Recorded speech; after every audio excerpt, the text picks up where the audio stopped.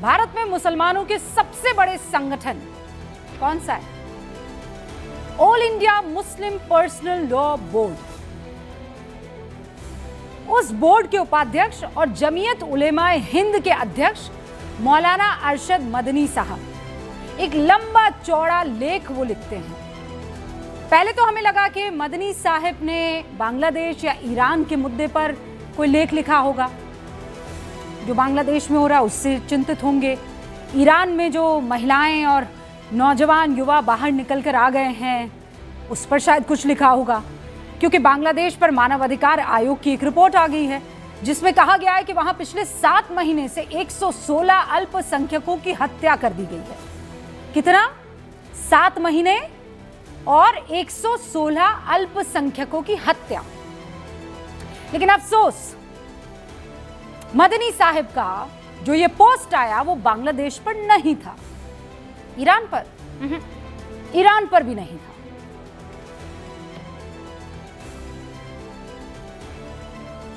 मैं इसलिए रुकी हुई हूं ताकि आप ये सोच लें कि किस पर ये पोस्ट आया होगा और उसका जवाब दे दें, क्योंकि मैं तो आगे बता ही दूंगी आपको। 2000 लोग अपनी जान गंवा चुके हैं ईरान में 2 हफ्ते में। अरशद मदनी साहब ने पोस्ट उसे लेकर नहीं किया। और ठीक है, कह सकते हैं भाई मैं हिंदुस्तानी हूं, हिंदुस्तान का रहने वाला हूं, मैं क्यों यहां वहां की पोस्ट करूंगा। ठीक है, समझ में आता है। उन्होंने पोस्ट किया हिंदुस्तान को लेकर, फाइन। लेकिन तब हमारे मन में सवाल उठा कि हिंदुस्तान में ऐसा क्या हो गया है कि अरशद मदनी साहब को सोशल मीडिया पर एक लंबा सा लेख लिखना पड़ा और ऐसे शब्दों का चयन करना पड़ा जिसे पढ़कर आपको लगने लगे कि भारत में तो अल्पसंख्यकों की हालत बड़ी खराब है, बहुत बहुत दुखदाई स्थिति है। सांप्रदायिक शक्तियां रोज किसी मुसलमान का घर शायद जला रही है, शायद मुसलमानों को घरों से निकालकर बाहर मारा जा रहा है, शायद देश में लोकतंत्र खत्म हो चुका है, शायद संविधान की अब कोई सुन नहीं रहा है, शायद कानून अब अपना काम नहीं कर रहा है। मतलब मदनी साहब के लेख को अगर आंख बंद करके आप उसका एहसास करने लगे, मतलब पढ़ तो आंख बंद करके नहीं पाएंगे। और इसीलिए मदनी साहब अपने चश्मे से 77 साल पहले की घटना को लेकर आज सांप्रदायिकता का लबादा पहना रहे हैं और कह रहे हैं, सुनिएगा गौर से, कह रहे हैं कि महात्मा गांधी की हत्या के बाद अगर सांप्रदायिकता का सिर सख्ती से कुचल दिया जाता तो देश तबाह होने से बच जाता। मतलब मदनी साहब शायद भूल गए कि महात्मा गांधी के हत्यारे नाथूराम गोडसे को तो इस देश में फांसी दे दी गई थी, उसका सर तो कुचल दिया गया था, एक भी शख्स उसके समर्थन में खड़ा नहीं हुआ था। महात्मा गांधी की हत्या की जांच के बाद तत्कालीन गृह मंत्री सरदार वल्लभ भाई पटेल ने साफ कर दिया था कि इस हत्याकांड के पीछे कोई संगठन नहीं बल्कि कुछ लोग दिखाई पड़ते हैं। खत बार बार हमने आपको दिखाए हैं, ये रिकॉर्ड में है, कोई कहानी या कोई किस्सा नहीं बता रही हूं आपको। फिर किस सांप्रदायिक शक्ति का जिक्र मदनी साहब कर रहे हैं मैं नहीं समझ पाई। कहीं वो उन सांप्रदायिक शक्तियों को कुचलने की बात तो नहीं कर रहे हैं जो तुर्की के ऑटोमन साम्राज्य के गिरने पर भारत में खिलाफत आंदोलन करने लगी थी? क्यों मदनी साहब, क्या वो सेक्युलर शक्तियां थी, या फिर वो सेक्युलर शक्ति जो एक मुस्लिम महिला को गुजारा भत्ता देने के खिलाफ केंद्र सरकार से भिड़ गई थी? मदनी साहब, मैं आपको बताती हूं, भारत का संविधान सेक्युलर और लोकतांत्रिक है और इसीलिए आप लोगों ने तलाकशुदा शाहबानों के पक्ष में सुप्रीम कोर्ट के फैसले के बावजूद सरकार के उस फैसले को पलटवा दिया था। जिस महिला को संविधान ने बराबरी का हक दिया था, आपने उस महिला से उस बराबरी के हक को छीन लिया था। आप लोग तैयार नहीं हो रहे थे, इतनी छोटी सोच थी आपकी।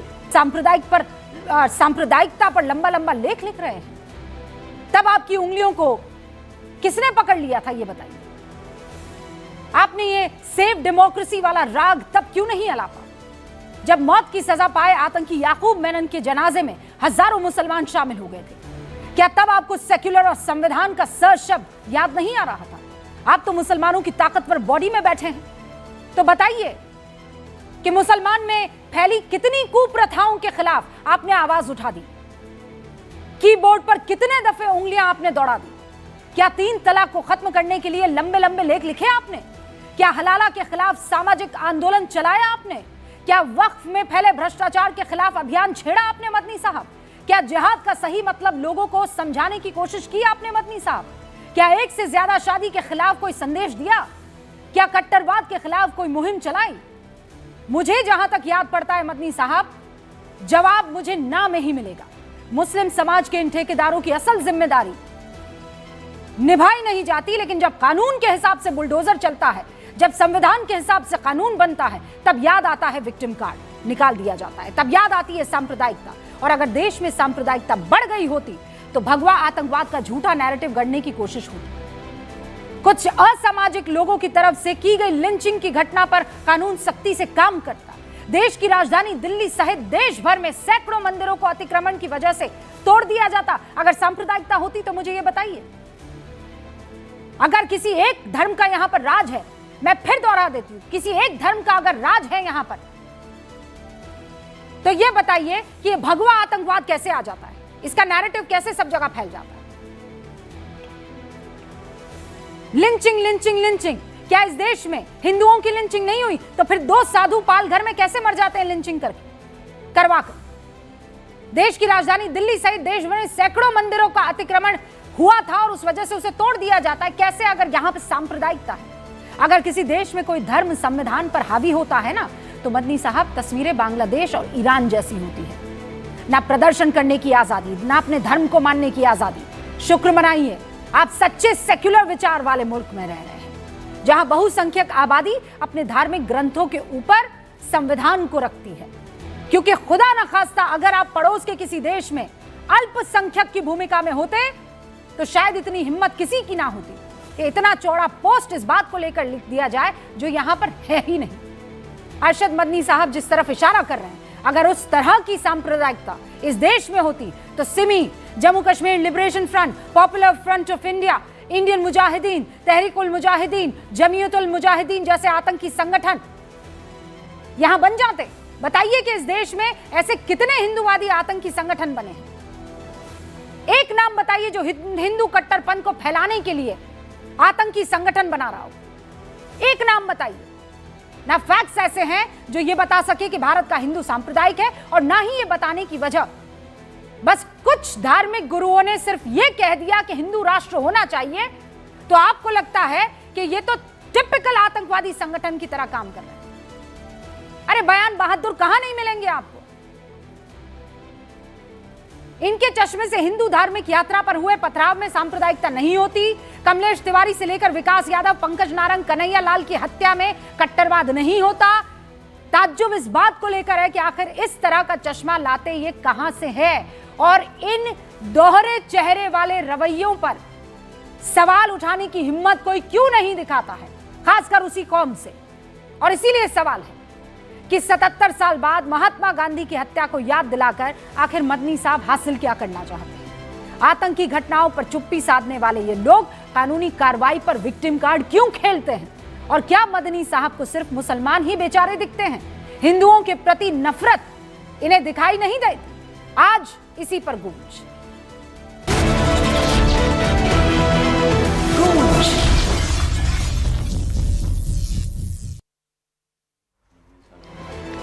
सारे खास मेहमान हमारे साथ जुड़ चुके हैं, उनसे आपका तारुफ करवा देती हूँ। भारतीय जनता पार्टी के राष्ट्रीय प्रवक्ता गौरव भाटिया आपको इस वक्त स्क्रीन पर दिखाई दे रहे हैं। समाजवादी पार्टी के राष्ट्रीय प्रवक्ता फराज किदवई साहब स्क्रीन पर तो नहीं दिख रहे हैं, पर मुझे लगता है आपसे कुछ ही देर में हमारे साथ जुड़ जाएंगे। हमारे साथ पंकज शर्मा जी जुड़ चुके हैं, जो कि राजनीतिक विश्लेषक, पत्रकार और कांग्रेस का पक्ष रखते हैं। वरिष्ठ पत्रकार हर्षवर्धन त्रिपाठी जी आपको यहाँ पर दिखाई दे रहे हैं। इस्लामिक स्कॉलर और मिली क्रॉनिकल लंदन के संस्थापक जाहक तनवीर हमारे साथ जुड़ चुके हैं। ऑल इंडिया इमाम एसोसिएशन के अध्यक्ष मौलाना साजिद रशीदी साहब, आप सभी का बहुत बहुत स्वागत है। तो गौरव भाटिया, आपने वो जो लंबा चौड़ा पोस्ट है मदनी साहब का पढ़ ही लिया होगा। उन्होंने कहा है कि सांप्रदायिकता आज इसलिए उठ पा रही है क्योंकि कांग्रेस ने इनका सर कुचला नहीं। अगर इन ताकतों का सर पहले कुचल दिया जाता तो आज ऐसी हाय तौबा ना होती। रूबिका जी, सबसे पहले तो मदनी अरशद हों या इनके साथी, मैं एक बात जरूर कहना चाहूंगा, इनका जो अतीत है वो क्या रहा है ये दर्शकों को जानने का हक है। सबसे पहले अभी हमने देखा दिल्ली में दंगे हुए, और ये भारत का मानना है, मैं पुनः दोहरा देता हूं, अगर आप एक मुसलमान महिला हैं और कर्नल सोफिया कुरैशी बनती हैं तो सराखों पर है। हर नागरिक आपको चाहेगा, आप आदर्श बनेंगे। लेकिन अगर आप डॉक्टर शाहीन बनती हैं तो भारत कुचल देगा। लेकिन ये मदनी जी का कहना है कि मुस्लिम जो है उनको प्रताड़ित किया जा रहा है, हाँ। जब उनको आरोपी बनाती है जांच एजेंसी। दूसरी बात, अयोध्या का हम सब जानते हैं फैसला सर्वोच्च न्यायालय के 5 जजेस ने दिया, एक मत से दिया। लेकिन मदनी जी कहते हैं मैं अयोध्या का फैसला नहीं मानता और केवल मुसलमानों की बात करते हैं। ये कैसे भारतीय हैं, ये सवाल मन में जरूर आता है। तीसरा, आपको मालूम है असम में भड़काऊ भाषण देने के लिए 3 एफआईआर हुई थी मदनी पे ही। अब मैं ये पूछना चाहता हूं, ऐसा व्यक्ति क्या कह रहा है, इसको जब हम देखते हैं तो इसका पूरा आकलन होना चाहिए। आकलन इस बात का होना चाहिए, भारत का मुसलमान है, भारत को मजबूत करेगा ना। तो मदनी जी तब क्यों चुप्पी साध लेते हैं जब अल्पसंख्यक बांग्लादेश में हिंदू प्रताड़ित होता है, तब ये चुप रहते हैं। लेकिन ये खड़े किसके साथ होते हैं रूबिका जी? अफजल गुरु, याकूब मेमन। आपको मालूम है क्यों? जैसे आपका रिश्ता भारत से पहले धर्म बाद में है, मदनी जी का रिश्ता पहले धर्म से है, भारत बाद में है। और अगर बात संविधान की और शरिया कानून की आएगी तो ये शरिया कानून के साथ खड़े होंगे, संविधान के नहीं। अब मैं एक बात कहता हूं, देखिए 56 मुल्क हैं जहां बहुसंख्यक हैं मुसलमान, वो सारे इस्लामिक हैं। भारत में बहुसंख्यक है हिंदू, फिर भी पंथ निरपेक्ष है। यहां बराबर से सम्मान है हिंदू और मुस्लिम का। मदनी जी को ये क्यों नहीं दिखाई देता है? यही सवाल आज कांग्रेस करना पार्टी है। का समर्थन तो मदनी जी ने भी किया है। तो यहाँ पर पंकज जी यहाँ बैठे हुए ना, मैं इस डिबेट को आगे बढ़ा रही हूँ। पंकज जी, सीधा सवाल ये है, ये किस तरफ इशारा करे मदनी साहब? आपने क्या ऐसा, मतलब कांग्रेस ने ऐसी कौन सी भूल कर दी कि आज सारी जगह सांप्रदायिकता दिख रही है? ईरान नहीं दिख रहा, बांग्लादेश नहीं दिख रहा है, लेकिन हिंदुस्तान में सांप्रदायिकता दिख रही है। महात्मा गांधी की हत्या के बाद कांग्रेस सरकार ने सांप्रदायिकता से जितनी सख्ती से निपटने का काम किया, उसकी तो दूसरी मिसाल ही नहीं है। अब अरशद मदनी साहब को अगर ये नहीं मालूम है तो कोई क्या कर सकता है कि गांधी की हत्या के महज 5 दिन बाद 4 फरवरी 1948 को राष्ट्रीय स्वयंसेवक संघ पर प्रतिबंध लगा दिया गया। तब की जो सरकारी अधिसूचना है उसमें साफ लिखा है कि संघ के सदस्यों ने हिंसा, आगजनी, लूट, हत्या जैसी घटनाओं में हिस्सा लिया, अवैध हथियार जमा किए और सरकार को बदनाम करने का काम किया। सरसंघ चालक गोलवलकर और 25,000 से अधिक स्वयंसेवक गिरफ्तार किए गए, जेल भेजा गया। हिंदू महासभा पर पाबंदी लगाई। सांप्रदायिक घटनाओं में जो मुस्लिम संगठन लिप्त थे उनके खिलाफ भी कड़ी कार्रवाई की गई। मुस्लिम नेशनल गार्ड्स पे प्रतिबंध लगा, आपको पता है। नाथूराम गोडसे और बाकी षड्यंत्रकारियों का रेड फोर्ट में तेज ट्रायल चला, बहुत तेजी से, और 9 महीने के भीतर मुकदमा खत्म हो गया, फांसी की सजा हुई और फांसी की सजा का ऐलान होने के बाद 7 दिन के भीतर अंबाला की जेल में गोडसे और आप्टे को फांसी पर लटका दिया गया। अब इससे ज्यादा और क्या सख्त कार्रवाई होती है, बताएंगे अरशद मदनी साहब? मैं बताता हूं क्या होती है। कांग्रेस पर यह तोहमत लगाना कि उसने सांप्रदायिकता का ठीक से मुकाबला नहीं किया और सख्ती से नहीं निपटा, वरना देश की आज ये तबाही नहीं होती। अच्छा, ये भाषा मदनी साहब की इससे क्यों है? सख्ती और क्या हो सकती थी, है ना? आप यही सवाल पूछ रहे हैं मौलाना रशीदी साहब? इससे ज्यादा सख्ती हो सकती थी, और क्या चाहिए? असल में क्या है कि रूबिका जी, मैं माफ़ी के साथ कह रहा हूँ जी, आपने शायद उनके बयान को समझा ही नहीं। अच्छा, समझा दीजिए। वो तो दिफा कर रहे हैं भारतीय जनता पार्टी की नफरत का, वो दिफा कर रहे हैं। अभी गौरव भाटिया ने लंबा चौड़ा बयान दे दिया, मदनी जी यूं हैं, मदनी जी यूं हैं। अरे आप समझो इस बात को, उन्होंने ये कहा है कि ये बीज आज और कल में नहीं बोया गया, ये तो उस वक्त से पनप रहा है। आज जो भारतीय जनता पार्टी को दोष दिया जा रहा है कि 2014 के बाद में नफरत हो रही है, नफरत आज की नहीं है। गौरव भाटिया समझ ही नहीं रहे उस बात को, और उठा के लंबा चौड़ा भाषण दे दिया गौरव भाटिया ने भी। हाँ। मैं सिर्फ ये कहना चाहता हूं, देखिए, नफरत किसी भी वक्त में हो, किसी भी मुल्क में हो, किसी भी समाज में हो, किसी भी संप्रदाय में हो, नफरत बुरी है, ये तो आप मानती हैं। बिल्कुल सही। आज देखिए, आज का जो माहौल है, कल रीवा मध्य प्रदेश के अंदर एक पंडित जी ने रोहित यादव की 12 इंच की चुटिया पकड़कर उखाड़ दी। और सिर्फ उखाड़ी नहीं, ये कहा कि ये चुटिया रखने का, कथा वाचन करने का, तिलक लगाने का अधिकार सिर्फ हमें है, आपको नहीं है। आप इसको सांप्रदायिकता नहीं मानती? यूपी के अंदर एक यादव ने कथा वाचन कर दिया तो उसको पकड़ के मॉब लिंच किया गया, मारा गया उसको, और उससे कहा गया कि यादव को अधिकार नहीं कथा वाचन करने का। इसको संप्रदाय नहीं कहते आप, ये सांप्रदायिक शक्ति नहीं है, सांप्रदायिक। दूसरी बात, हाँ। मैं आपको कई सारी वीडियो दिखाता हूं। रुकिए गौरव जी, लोग तीन जो और है मेहमान बाकायदा फिर मैं भगवा झंडा लेकर ये कहते हुए जा रहे हैं देश में रहना होगा, जय श्री राम कहना होगा, देश में रहना होगा, जय श्री राम कहना होगा। ये ताकतें, हम ये कह रहे हैं कि ये ताकतें आज पैदा नहीं हुई, ये ताकतें कांग्रेस की देन है। क्यों नहीं समझते आप इस बात को? आपने तो उठा के हमें दोष देना शुरू कर दिया। अच्छा, हम कह रहे हैं ये सारी ताकतें, ये इस तरह के जो एलिमेंट्स हैं, ये सारे कांग्रेस की देन हैं। कांग्रेस ने, मुझे याद है खूब अच्छी तरह, मुझे खूब याद, सुनिए, मुझे खूब याद है, हम जब मदरसे में पढ़ते थे तो हम क्या सुनते थे? हम ये सुनते थे कि मंदिर में गाय का गोश्त डाल दिया गया, मस्जिद में सूअर का गोश्त डाल दिया गया। ये कांग्रेस के जमाने में होता था। ये उस वक्त की पैदावार है ये सब। अच्छा, बस एक सेकंड। तो ये कह देना, ठीक है, यादव और ब्राह्मण तो आपको दिखाई दे रहे हैं, ये अजलाफ, अशराफ, सुन्नी में शिया नहीं दफनाएगा, शिया में सुन्नी नहीं दफनाया जाएगा। हाँ, इससे उसका क्या लेना देना? रुकिए, अरे चुटिया खींच देने पर आपके बड़ा दर्द हो गया आपको। जाति तो हर धर्म में है। चुटिया खींचने पर दर्द हुआ ना आपको मौलाना साहब? मुझे दर्द हिंदू का हुआ है। वहां पर शिया का नहीं जनाजा, शिया शख्स है, सुन्नी कब्रिस्तान में पहुंच गया, उसकी लाश को कब्र से बाहर निकाल के फेंक दिया।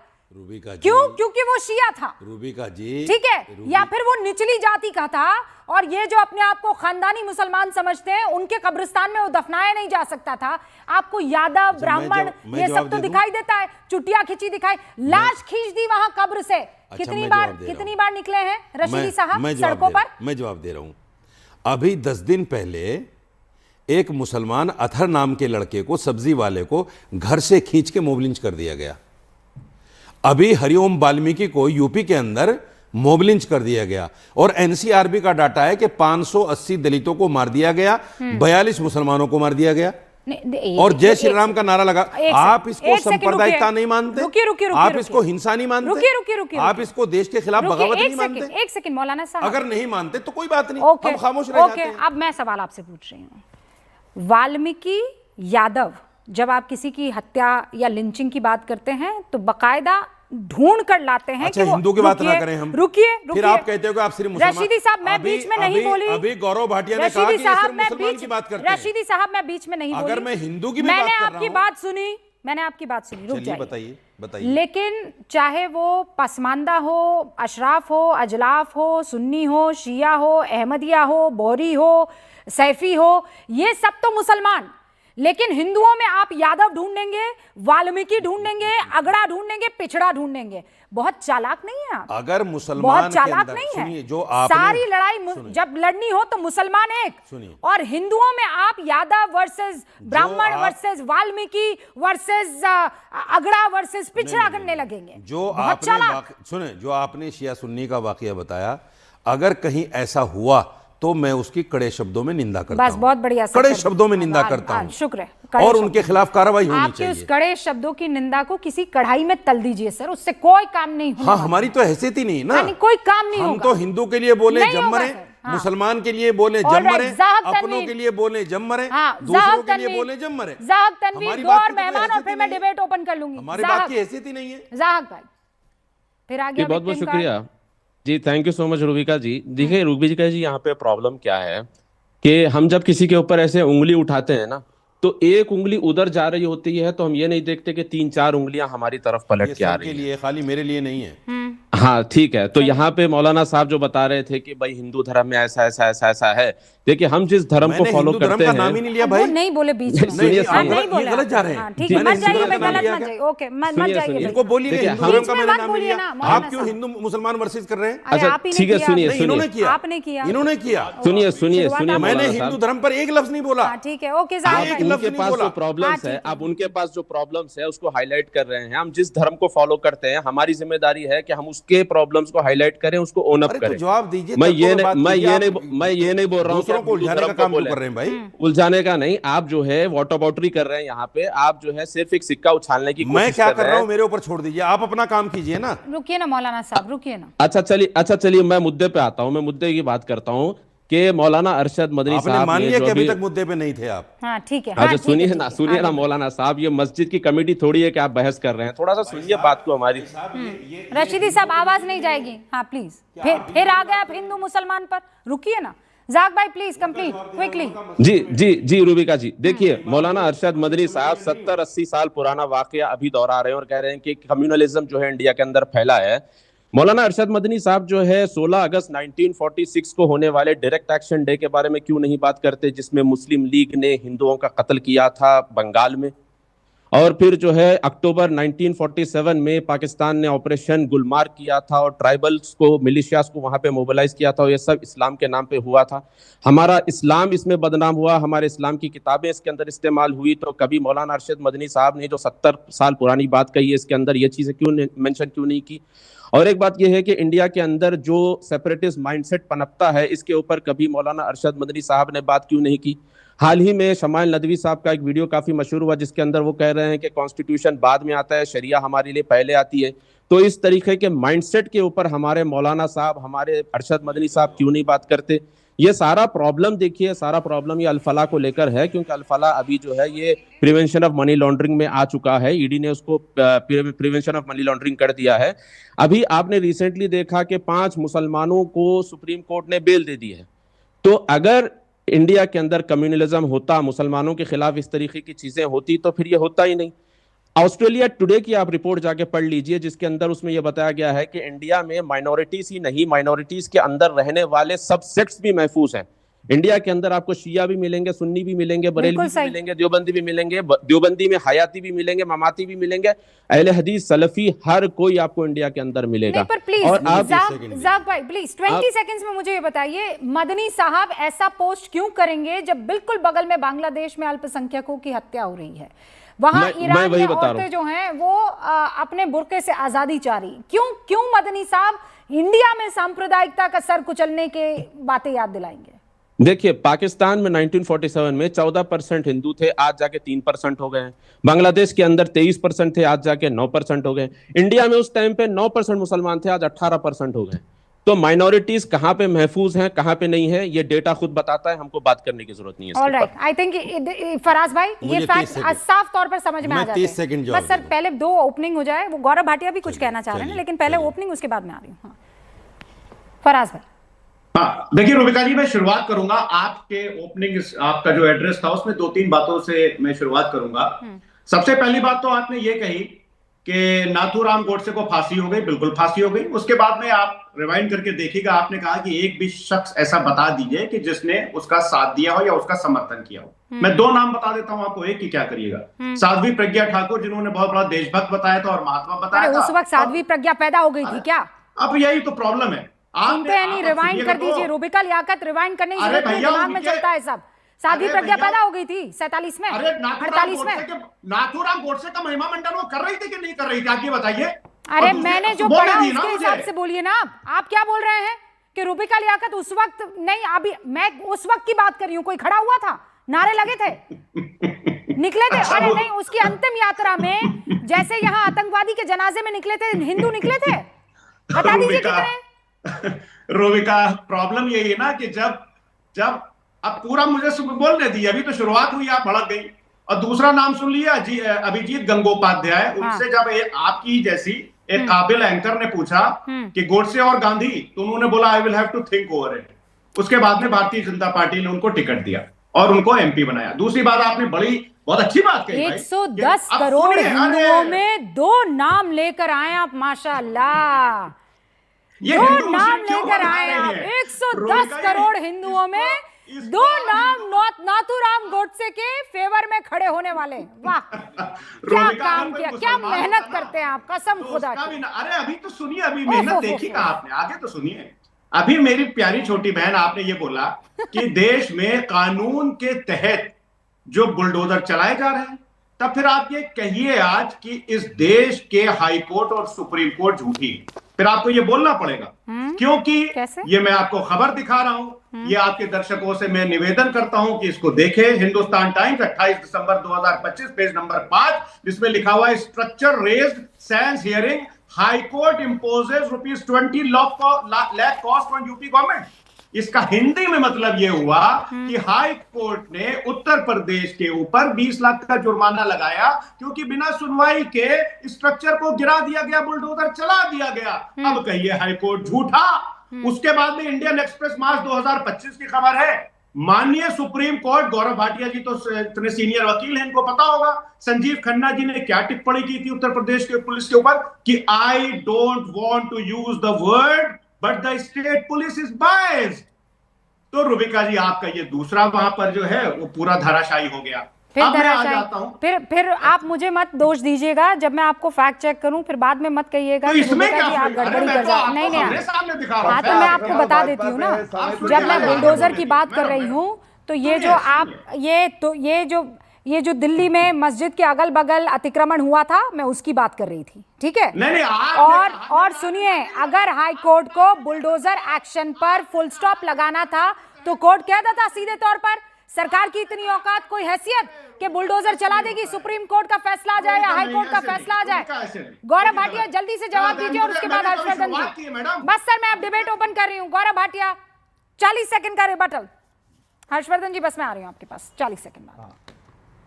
रुबिका जी, थोड़ा समय चाहिए होगा। मैं सबसे पहले ये बताना चाहता हूं, जो अभी सर्वोच्च न्यायालय और उच्च न्यायालय की बात कर रहे हैं, क्योंकि पेशे से वरिष्ठ अधिवक्ता हूं, मुजफ्फरनगर दंगे याद रखिए, जो आरोपी था वो मुसलमान मौलाना नजीर था, उसको चार्टर भेजा था अखिलेश यादव ने मुख्यमंत्री आवास लाने के लिए, और मोहम्मद हरून का जजमेंट पढ़िएगा, उन्होंने कहा था अखिलेश यादव की सरकार नाकाम रही कानून व्यवस्था बनाए रखने में।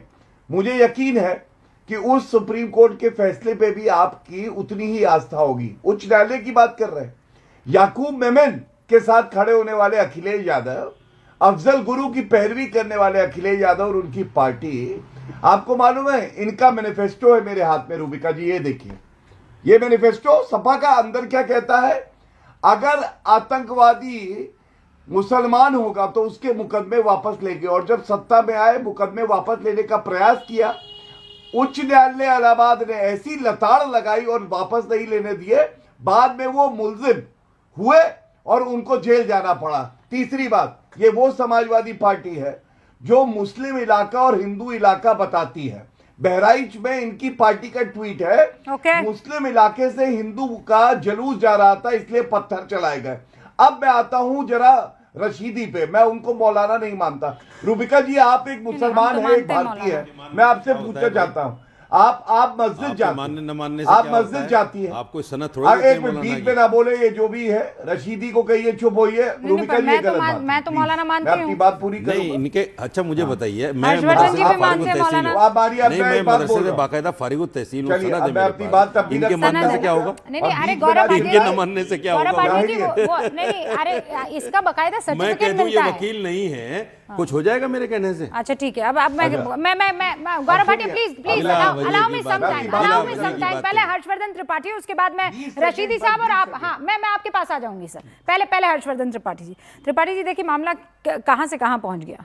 शुरुआत इससे हुई थी कि सांप्रदायिकता फन फैला रहा था, उसको कुचल दिया जाता, तो आज की तारीख में हम उस स्थिति में नहीं होते। मैं तो वो स्थिति ढूंढ रही हूँ, मुझे तो दिख ही नहीं रही वो स्थिति कौन सी है जहां मदनी साहब ले जाने की कोशिश कर रहे हैं। कुठे झाला? बढ़िया है, अभी महाराष्ट्र का चुनाव भी आ रहा है।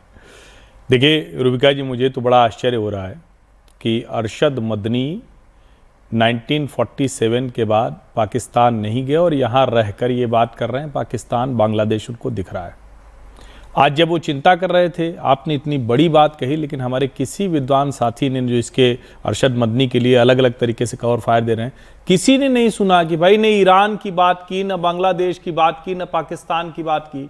हमारे यहाँ जो हिंदू मुसलमान क्या किसी को कोई समस्या नहीं है। एक सज्जन आए, वो मौलाना तो मैं भी मानूंगा, लगा हुआ है नाम के आगे सनद भी है, उन्होंने बताया तो मैं मानूंगा। वो क्या करके आए, लॉ एंड ऑर्डर की 2-3 समस्याएं उठा के लेके आए और हिंदू को जाति में बांटकर उनको मजा आ गया। ये मौलाना है, दुर्भाग्य है ये, अगर मौलाना ऐसा है तो। फिर आगे क्या है, उन्होंने अरशद मदनी की बात को दूसरे सज्जन ने क्या किया, जाने क्या क्या खोज के लाए कि रूबिका जी आपने एक लाइन में कहा था एक आदमी खोज के लाओ, तो प्रज्ञा ठाकुर और अभिजीत जी ने बोला, उसको लेके आ गए। वो वैसे तो फ्रीडम ऑफ एक्सप्रेशन की बात करते हैं, लेकिन मूल मुद्दे पर अभी तक बात नहीं हुई। ईरान में हिंदू हैं क्या? गोली मुसलमान पर चल रही है, मर मुसलमान रहा है, लड़की हिजाब के बिना निकल गई तो घर वापस नहीं लौट रही है, माओ को लाउड स्पीकर पर डराया जा रहा है, बच्चा बाहर निकला तो उम्मीद मत करना कि लौट के आएगा। और यही वाली बेईमान गिरोह जमात क्या करती थी, वो कहते थे नहीं गजा बोलो, गजा अच्छा से बोलना नहीं आता, तो हम लोग तो भाई जैसे आता गाजा बोलते हैं, गाजे बोलेंगे, तो कहते नहीं गजा बोलो। वहां वो बड़े दुखी थे और हम तब भी दुखी थे, आज भी दुखी हैं, लेकिन इजराइल मारे तो वो इनको कष्ट होता है, खामेनेई की सरकार मारे तो इनको कष्ट नहीं होता, यूनुस की सरकार मारे तो इनको कष्ट नहीं होता। और इसीलिए इनको सांप्रदायिकता दिख रही, क्योंकि ये उस नजर से देख रहे हैं जहां इनको तालिबान जैसा शासन चाहिए, ईरान जैसा शासन चाहिए, पाकिस्तान जैसा शासन चाहिए, बांग्लादेश। ये हिंदुस्तान चाहते नहीं है, भारतवर्ष चाहते नहीं है, हिंदुओं को समाप्त कर देना चाहते थे अरशद मदनी। एक लाइन में बात यह है, इसीलिए इनको जो 3 पैरोकार आपके खिड़कियों में खड़े हुए उधर बात करने से डर रहे हैं। डर रहे हैं ना मौलाना साहब? नहीं, मैं क्यों डर रहा हूं? नहीं, सब डर रहे हैं। नहीं, देखिए दिक्कत पता क्या है, अब वो गजा कहाँ गया? अब ईरान में, ईरान नहीं, ऑल आइज ऑन ईरान। सुनिए, मैं बता रहा हूँ, हर्षवर्धन जी स्टेटस मेरे बराबर लगाया में बैठे हैं, पत्रकार हैं, मैं ऐसे शब्द उनके लिए नहीं बोलूंगा जैसे उन्होंने मेरे लिए बोल दिए, मैं नहीं बोलूंगा, मैं सम्मान करता हूं, बड़े हैं। मैंने कोई गलत शब्द नहीं कहा, सुनिए, मैंने तो कहा कि मौलाना है, लेकिन मौलाना हो कि अगर हिंदू की जाति अच्छा सुन लीजिए, ये तो कोई बात नहीं, परवरिश की बात होती है। मैं ये कहना चाहता हूं, हम जिस देश में बैठे हैं, जिस देश में रहते हैं, जिस देश का खाते हैं, हम बात उसकी करेंगे ना। हम बार बार पाकिस्तान चले जाएं, बार बार बांग्लादेश चले जाएं, बार बार ईरान चले जाएं, बार बार तुर्कमेनिस्तान चले जाएं, हम यहाँ की बात ही नहीं करते। अरे तो गाजा फिलिस्तीन के लिए जुलूस क्यों निकाल रहे थे? मैडम पहले बताइए रूबिका जी, मौलाना साहब, मैं हाथ जोड़कर विनती कर रही हूं, बताइए क्यों निकाल रहे थे? सुन लीजिए ना, जुलूस क्यों निकाल रहे थे? मैं बता रहा हूं, सुन लीजिए ना, मैं बता तो रहा हूं, मुझे बोलने तो दीजिए।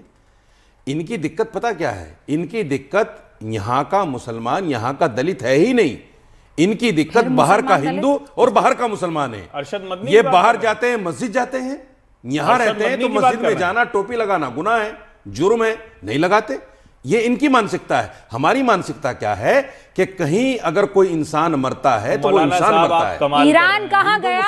बात नहीं है। तो ईरान पर कलेजा क्यों नहीं कांप रहा है आपका मौलाना साहब? देश में सेकुलरिज्म का मतलब क्या हुआ कि हिंदू नेता टोपी लगाए और मस्जिद जाए? देखिए, एक मिनट, ये जरा आप इसको क्लियर तो कर दीजिए। एक लाइन नहीं, मैं भी नहीं बोलता, लेकिन ये जो बात आपने कही, हिंदू नेता टोपी लगाए और मस्जिद जाए और नमाज पढ़े तभी सेकुलर होगा। मैंने कब बोला? तो आपने क्यों कहा? मैंने तो बोला ही नहीं। बात करते आपको बुरी लग गई, तो आप क्यों ही कह रहे हैं? मैंने बोला क्यों वो करेगा? मैंने क्यों वो करेगा? मैं तो नरेंद्र मोदी की तारीफ करता हूं, नहीं कि अच्छा किया उसने, आप यही, लेकिन आपकी मानसिकता बता रहा हूं। अगर ये अच्छा सुनिए, तो फिर आप उसको क्यों गलत तरीके से पेंट कर रहे हैं? सुनिए, फ्रॉड सेकुलरिज्म क्यों चलाने की कोशिश? मौलाना रशीदी साहब, एक सेकंड, गौरव भाटिया भी आपसे सवाल पूछना है। ये देखिए ना, रुकिए, मैं सारे व्यूअर्स से ये दरखास्त करूंगी कि आप सिर्फ ये टाइप कीजिए, Indian Muslim on Gaza, protest on Gaza.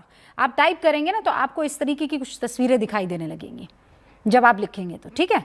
अब मैं ऑन एयर लाइव डालती हूं, इंडियन मुस्लिम ऑन, क्या डालूं? एक सेकंड रुकिए त्रिपाठी जी, क्या लिखूं? Indian Muslim on Iran. एक चीज और डाल लीजिए मेरे कहने से, बोलिए। इंडियन हिंदू ऑन बांग्लादेश, ये भी डाल लीजिए। वो सब निकले हुए हैं, वो भी डाल लीजिए।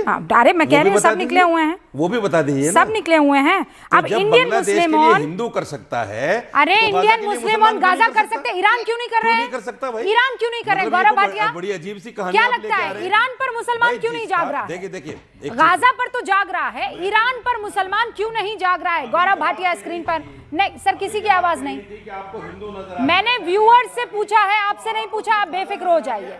गौरव भाटिया, ना बांग्लादेश की एम्बेसी नजर नहीं आए, विश्व हिंदू परिषद नजर नहीं आया, ऐसा है, चर्चों में जाकर मत कीजिए ना। रूबिका जी अब शांत कराएंगे। गौरव भाटिया स्क्रीन पर, गौरव भाटिया स्क्रीन पर, और मैं व्यूअर से कहूंगी इस बीच प्लीज टाइप भी कीजिएगा। हाँ गौरव भाटिया, वाई ऐसा क्यों भाई? देखिए, रशीदी को मैं चुनौती देता हूं 56 इस्लामिक मुल्क हैं क्योंकि बहुसंख्यक मुसलमान हैं। भारत में 84% हिंदू हैं, फिर भी हम पंथनिरपेक्ष हैं। ये हमारी सहिष्णुता है और यही हमारी ताकत है। रूबिका जी, आपने बात करी ईरान की, वहां के मुसलमान के लिए कह रहे हैं तो एक शब्द नहीं बोलेंगे। क्या ये बोले थे? उगर मुसलमान है चीन में, उनको जो टॉयलेट्स है वहां बंद कर रखा है, धर्म परिवर्तन किया है। आपने कभी देखा है कि बोले? अब चलिए बात करते हैं भारत की।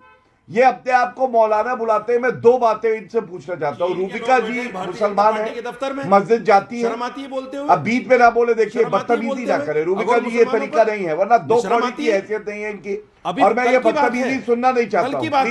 मेरे बीच में ना बोले, बस इतना दो कौड़ी की इनकी ठीक है, ये हैसियत सवाल नहीं मैं है। पूछती हूँ साथ में आपका। डिबेट करा रहे हैं। मैं सवाल बात पूछती हूँ कराइए। आपका। ऑलराइट, मैं सवाल पूछती हूँ।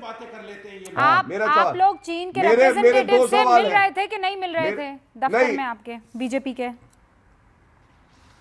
मेरे दो सवाल है। पहले मैं अपने सवाल रख लूं, फिर आपके सवाल का उत्तर भी दे दूंगा। पहला सवाल है, सांप्रदायिकता पे आज चर्चा हो रही है। ये साजिद रशीदी का बयान है जिसमें वो कहते हैं आज मुसलमान खामोश है लेकिन तब मंदिर तोड़कर मस्जिद बनाई जाएगी। यह अयोध्या की बात कर रहे हैं।